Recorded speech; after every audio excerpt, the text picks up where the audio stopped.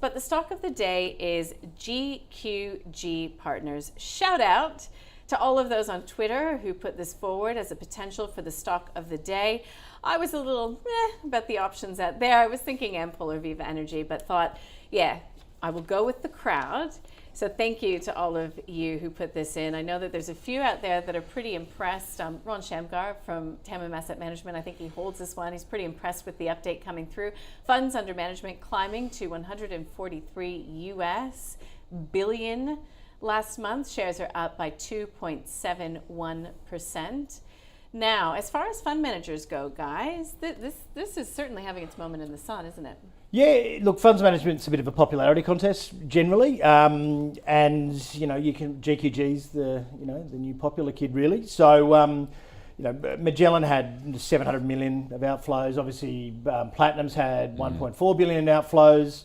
That's probably a fair bit to do with it. It's gravitating towards GQG, who in the last 12 months, I think their international funds up nearly 50%, and even the benchmarks. I mean, they're nearly doubling the benchmark that they're against. But general rule for funds managers is, you've got to beat your benchmark. Yeah. And I think funds management in Australia's they've just been pretty lazy here. And this is,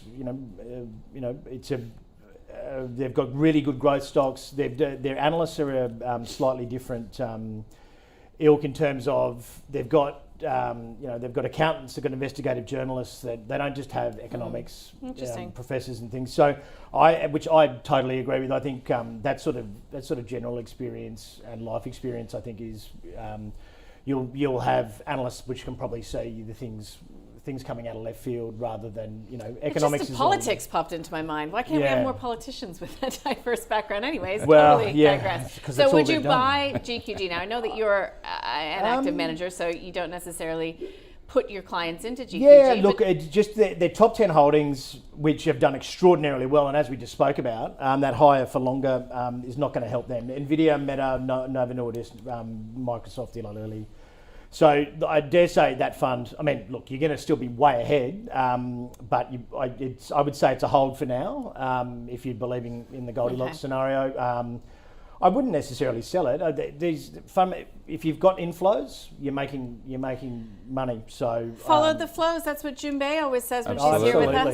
Yeah. Absolutely. So you're absolutely right that when you got Magellan or whatnot, all bleeding money, you got to be starting to get out and perform. So it's about performance first, and if those equity global portfolios are performing with all of those stocks in there, I suspect they have.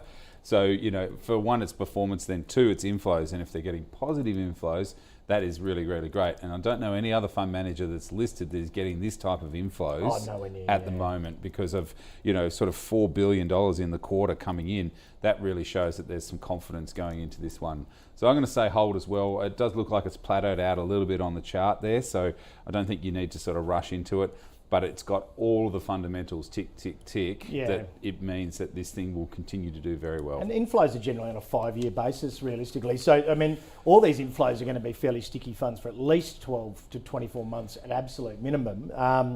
And I think every single one of their funds is beating the benchmark and has performed extraordinarily well. The only thing that I did see that they've added another 35 new employees last year, and they've got a total of 189, so it's a fair bit of headcount there.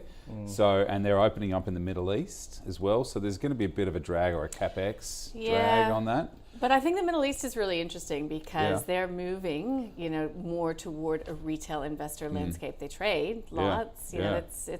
I would think it'd be fruitful market. Fertile. Anywho, it's a Friday, so that's a hold from both of my